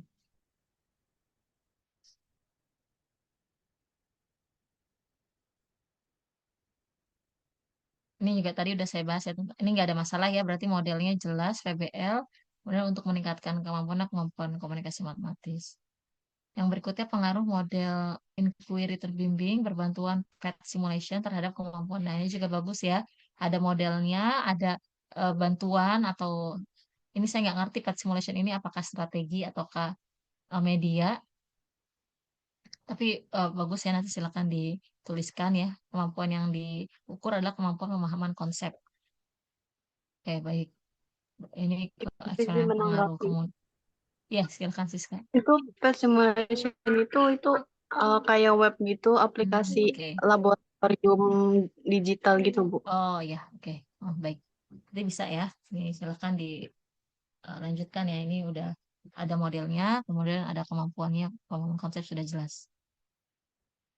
Berikutnya analisis perbandingan pembelajaran matematika pada SMP negeri dan swasta di Jakarta. Nah, ini hati-hati ini. Kalau kamu ngomong SMP negeri dan swasta, berarti nanti sampelnya itu nggak bisa cuma satu SMP negeri, satu SMP swasta. Ini yang mau dibandingkan apanya? Pembelajarannya maksudnya seperti apa? Ya, ini, masih belum belum ini kayaknya belum eh, kebayang saya ya. Yang dibandingkan apanya gitu. Pembelajarannya apa aja atau seperti apa nanti metodenya misalnya dengan perbandingan apa yang dibandingkan, yang diukur apanya, variabel terikatnya apanya. Ibu, sebenarnya tadi saya baru Silakan. kepikiran kalau misalkan yang mau dibandingkan itu adalah lingkungan kayak apa analisis perbandingan lingkungan sekitar gitu Ibu, lingkungan sekolah. Lingkungan sekolah. Tapi nanti yang dibandingkan apanya? Kalau dia eksperimen kan berarti harus ada perlakuan. Apa mau mau menerapkan apa mau mau menerapkan perlakuan apa di sekolah-sekolah tersebut? Kalau misalkan terhadap pemahaman konsep matematis gimana Ibu? Pemahaman konsep. Yang Iya, dibandingkan betul. apanya? Perlakuannya apa? Kalau pemahaman konsep kan berarti variabel terikatnya. Diukur pemahaman konsepnya. Variabel bebasnya apa?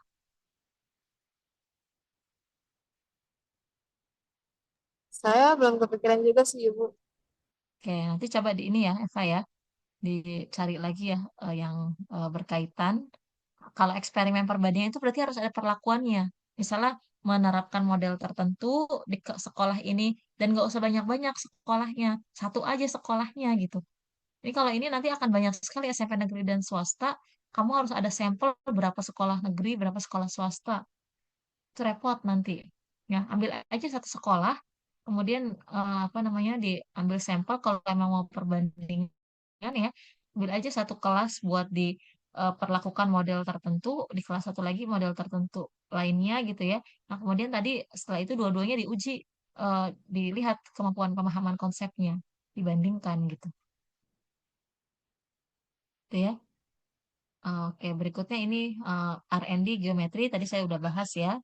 Nah, ini pengaruh materinya statistika, ininya computational thinking, kemudian dengan bantuan GeoGebra. Ini nanti tolong ramu lagi ya. Mungkin misalnya apa namanya pengaruh pembelajaran apa berbantuan GeoGebra gitu ya terhadap kemampuan computational thinking. Misalnya gitu ya, materinya materi statistik. Mungkin arahnya ke sana. Nah, berikutnya tertarik untuk menggunakan model pembelajaran CTL atau pembelajaran kooperatif. Oke, pakai pengaruh ya, berarti nanti ditetapkan difiksasi mau CTL atau mau Jigsaw, kemudian kemampuan yang diteliti apa. Berikutnya pengaruh satu model pembelajaran terhadap hasil belajar. Nah, ini saya udah berkali-kali bilang ya, jangan hasil belajar ya. Harus jelas kemampuan apa, apakah pemahaman konsep, apakah komunikasi matematis atau pemecahan masalah, jangan hasil belajar. Oke, berikutnya pengaruh penerapan pembelajaran berbasis proyek ya PJBL terhadap kreativitas siswa dalam menyelesaikan. Nah, ini juga hati-hati. Dibanding kreativitas siswa, langsung aja terhadap kemampuan berpikir kreatif siswa. Gitu ya. Nggak usah dalam menyelesaikan soal matematika. Kan pengaruh penerapan pembelajaran berbasis proyek terhadap kemampuan berpikir kreatif matematis siswa. Itu lebih jelas. Itu ya. Tolong disimak yang punya judul ini ya. Dan buat yang lainnya juga perhatian buat yang lain. Berikutnya, perbandingan Discovery dan PBL terhadap, nah oke lagi-lagi ya, jangan hasil belajar. Jangan hasil belajar. Ibu, Ya, maaf jangan itu hasil. salah. Ya, Yang benar itu Dinda. yang perbandingan yang di bawahnya Ibu tadi emang salah ini aja. Kan yang di bawahnya yang nomor 31 juga sama. Itu sebenarnya punya saya. Yang di atas tuh tadi masih Oh, oke, salah. sorry. Berarti Heeh, diperbaiki ya. Nah, iya, kemampuan berpikirnya berpikir apa? berpikir kritis Ibu. Berpikir kritis. Oke. Iya, Berarti nggak ada masalah ya. Jadi nanti dibandingkan dua ini terhadap kemampuan berpikir kritis. iya Ibu. Oke. Tapi sebelumnya maaf izin bertanya. Mhm. Ya. Nah, itu kan perbandingan dua model ya Ibu. Nah, Mm. berarti di sini karena model itu kan setiap model ada sintaksnya ya, dan juga ada Betul. perangkat pembelajarannya. Ya. Nah, apakah di situ nanti untuk perangkat pembelajarannya itu perlu divalidasi juga Ibu atau bisa langsung kita uji cobakan? Oh, sama kalau perangkat pembelajaran cukup ke pembimbing ya, ke pembimbing. Yang divalidasi itu biasanya soalnya aja. Oh iya. Nah, Mm. terus Ibu izin bertanya lagi. Ini kan udah terkhusus ke materi bangun ruang ya Ibu. Tadi kan Ibu Ya. sebenarnya tuh waktu itu sempat nggak juga kalau eksperimen perbandingan tuh sebaiknya lebih general aja matematikanya. Nah, Ya. menurut Mm. Ibu, apakah tetap di general matematika atau bisa langsung khusus ke Ya, kalau materinya di Ibu? judul mungkin general aja, tapi nanti di dalamnya dibahas tetap materinya apa. Oh ya, baik Ibu, terima kasih. Mm-mm. Oke, lanjut ya. Itu tadi udah, berarti ini berikutnya pengaruh PBL itu meningkatkan. Nah, ini ya, jangan hasil belajar. Harus ada kemampuan matematis tertentu. Kemudian ada penerapan pendekatan realistik untuk meningkatkan kemampuan pemecahan masalah. Kayak ini PTK ya. Ya, oke. Ini udah jelas ininya realistik. Kemudian kemampuan yang akan diukur pemecahan masalah. Materinya kalau bangun ruang di kelas 9. Nah, karena PTK mungkin dijelaskan aja 9 SMP apa gitu ya. Random aja dulu gitu. Kalau sekarang kan mungkin belum belum fix ya untuk SMP-nya, tapi untuk sekedar di proposal sementara ini ya untuk Madlit ditulis SMP-nya apa gitu ya. Ya silakan Rangga. Ya Ibu, izin bertanya Ibu. Jadi punya saya itu tadi yang nomor di nomor 28 Ibu. Nah, tadi jadi saya tadi ngumpulin dulu dan tadi saya udah sambil nyari-nyari juga kayaknya ini judul bakalan Hmm, saya ganti gitu Bu. Dan oke. untuk nantinya modelnya saya akan ubah dan tadi kan Ibu juga bilang yang meningkatkan hasil belajar itu kan terlalu umum gitu ya Bu. Ya. Hmm. Ya, nah terlalu dasar gitu. Jadinya nanti saya ganti ke apa namanya kemampuan berpikir kritis dan untuk modelnya itu inquiry based learning itu aman nggak sih? Ya, oke aman ya.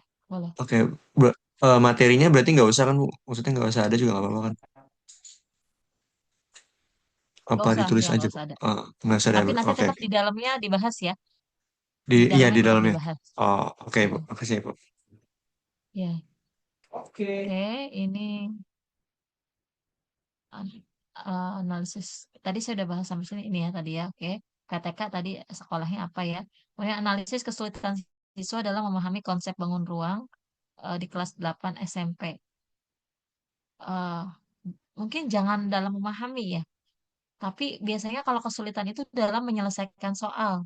Kita gimana bisa mengungkap kesulitan siswa kan setelah siswa itu mengerjakan soal ya.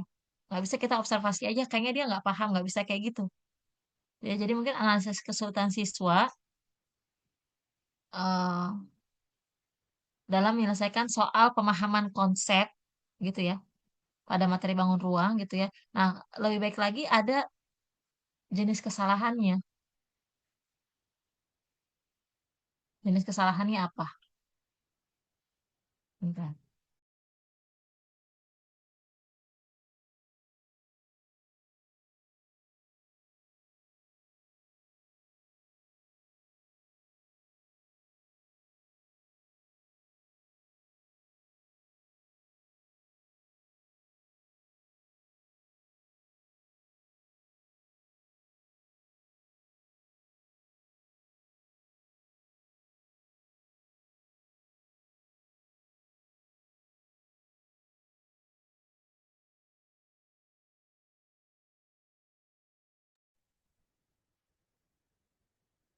Ya, maaf. Nih. Ini udah kelihatan lagi belum ininya? Bentar deh, sebentar, sebentar.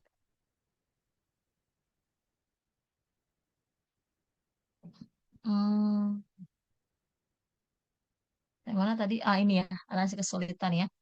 Tadi ya, kesulitan siswa itu dalam menyelesaikan soal pemahaman konsep matematis gitu ya pada materi bangun ruang. Nah, lebih baik lagi kalau ada eh, tipe analisisnya gitu. Apakah Newman atau apa, kan ada banyak ya. Nanti kira-kira mana yang cocok gitu ya, analisis.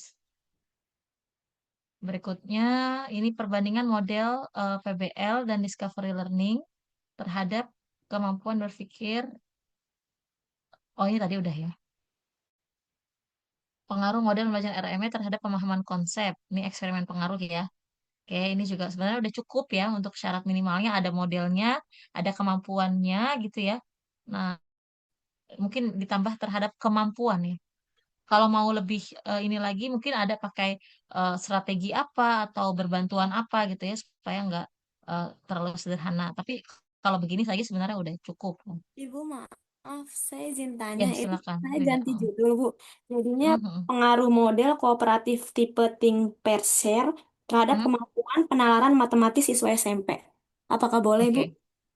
Iya, boleh. Heeh. Ibu maaf, tadi kan katanya materi kan gak usah ditampilin Mhm. di judul. Nah, tapi di dalam isinya tuh ada materinya. Nah, tapi kalau Iya. misalnya suatu Mhm. saat kita PKM, nah ternyata materi itu tuh nggak relate sama PKM itu gimana ya, Bu?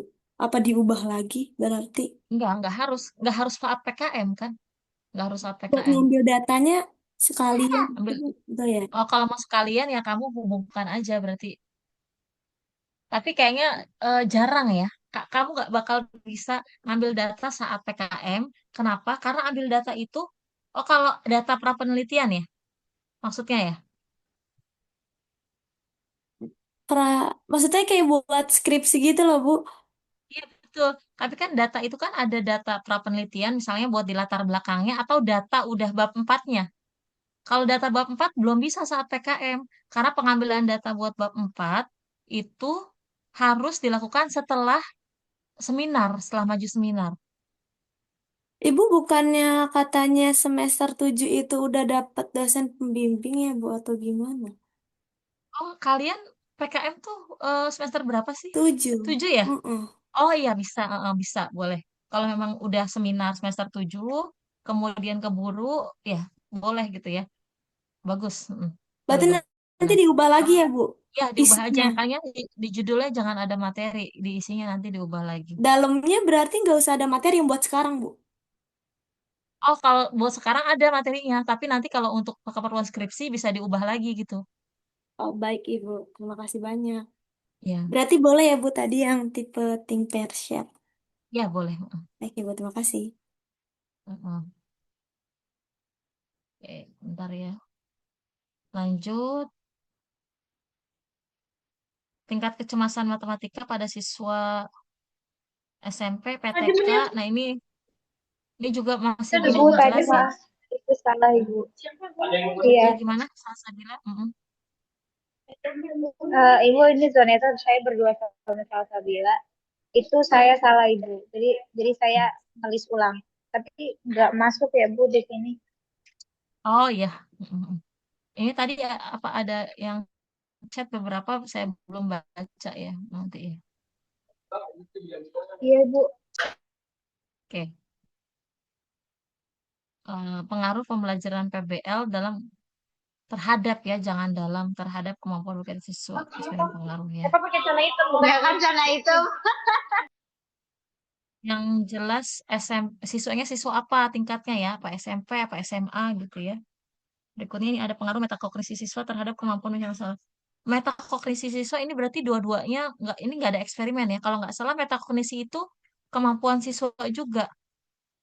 Jadi ini mah pakai data sekunder. Jadi maksudnya kamu ngecek kemampuan metakognisi siswa gimana skornya, habis itu ngecek kemampuan pembacaan masalah gimana skornya, habis itu dibandingkan. Jadi ini bukan eksperimen ya. Ini tolong diganti metakognisinya itu apa maksudnya? Ibu, Apakah dia model pembelajaran? Ya, silakan Rizka.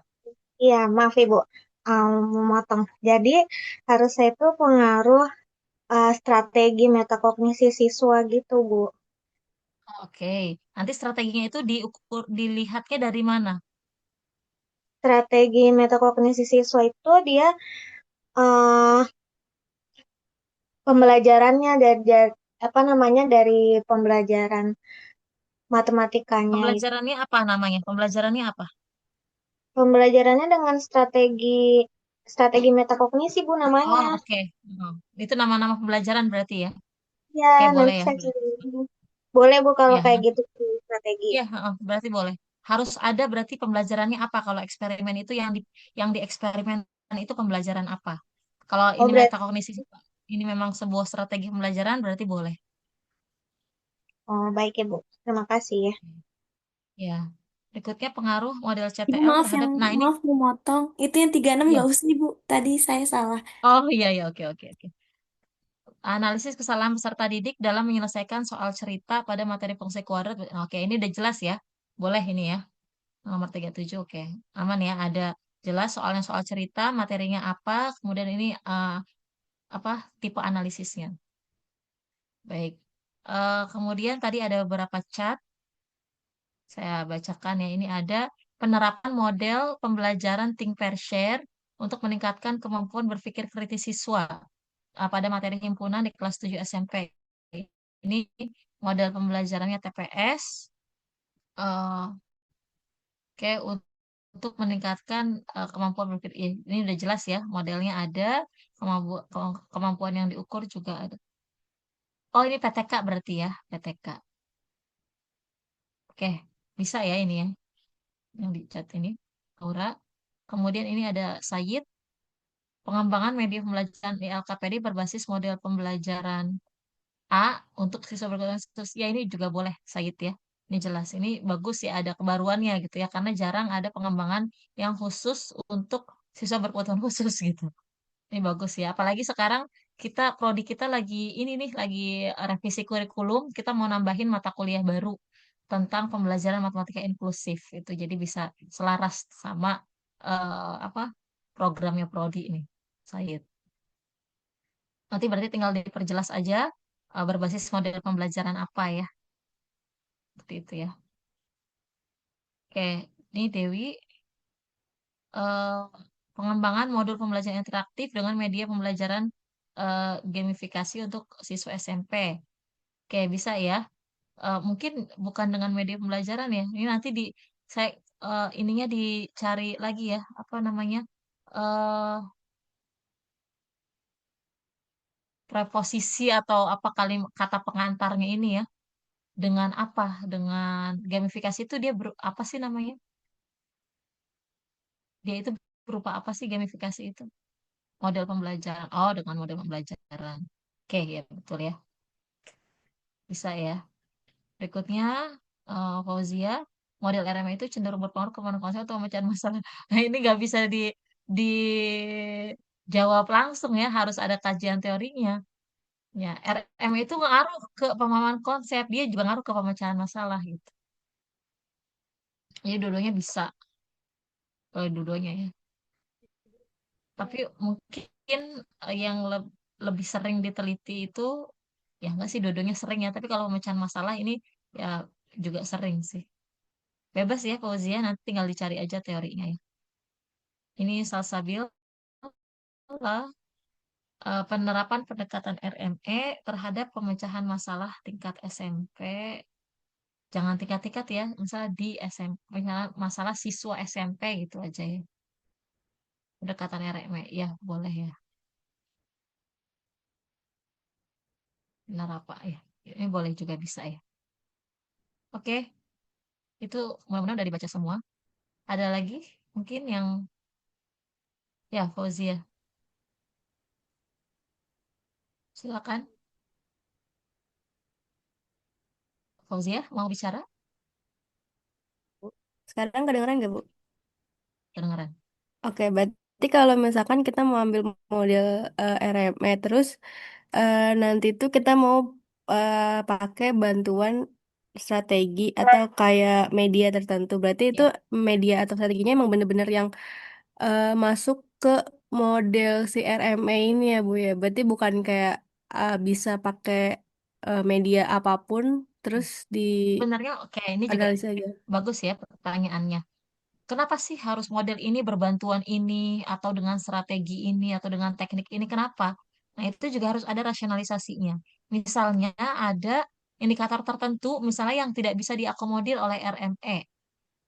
Nah, itu nanti bisa diakomodir oleh bantuan medianya gitu. Atau ada hal apa lagi rasionalisasinya seperti itu. Bukan sekedar kayaknya kayak gini terlalu sederhana deh judulnya, jadi apa pakai bantuan, nggak bisa kayak gitu, harus ada rasionalisasinya kenapa harus berbantuan Oke, Bu. gitu Terima ya. kasih. Nggak harus cocok sama RME, bisa jadi dia juga cocoknya sama kemampuan yang mau yang diukurnya gitu, misalnya yang itu nggak bisa diakomodasi oleh RME, atau mungkin bantuan ini akan memperkuat apa pengaruh RME terhadap apa misalnya gitu. Pokoknya cari kajian teorinya, kajian literaturnya ya buat disusun rasionalisasinya Oke, gitu berarti ya. tetap metodenya, metode jenisnya itu eksperimen pengaruh kan ya, Bu? Iya. Oke, makasih, Bu. Ya sama-sama. Oke, ada lagi? Ya, Leskia, silakan.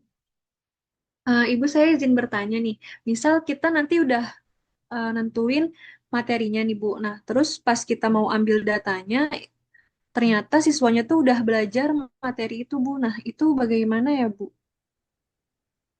Oh, misalnya eksperimen ya. Iya Misalnya Ibu. eksperimen kan kita harus pas ya. Berarti nggak bisa di sekolah itu cari sekolah lain. Atau ternyata sekolah lain emang udah itu yang tadi saya bilang. Makanya di judul itu nggak usah kalau di eksperimen, misalnya nggak usah pakai materi, misalnya gitu ya. Nanti bisa diganti materinya gitu. Dan kalian itu ketika nyusun proposal itu udah pikirin juga timeline yang jelas gitu. Timeline yang kalian akan komitmen dengan timeline tersebut. Saya kira-kira bisa turun lapangan di bulan apa ya? Di semester berapa? Itu kira-kira materinya apa ya? Gitu. Nah, tapi kalau Oke. sekarang karena kita ini untuk medley, mudah-mudahan bisa lanjut ya pakai materi ini juga biar nggak terlalu besar nanti perubahannya gitu. Tapi kalau misalnya memang nanti berubah ya nggak masalah. Ini kan nanti saat penelitian kan disesuaikan lagi gitu. Terima kasih Ibu. Itu ya. Ya, sama-sama. Ada lagi? Oke, baik. Mudah-mudahan cukup ya. Nanti ya silakan kalau misalnya memang masih mau diskusi misalnya sebelum pertemuan minggu depan udah ada pertanyaan yang mau disampaikan, boleh ya chat ke saya gitu ya. Atau kalau ketemu di kampus boleh tanya langsung di kampus gitu ya, silakan.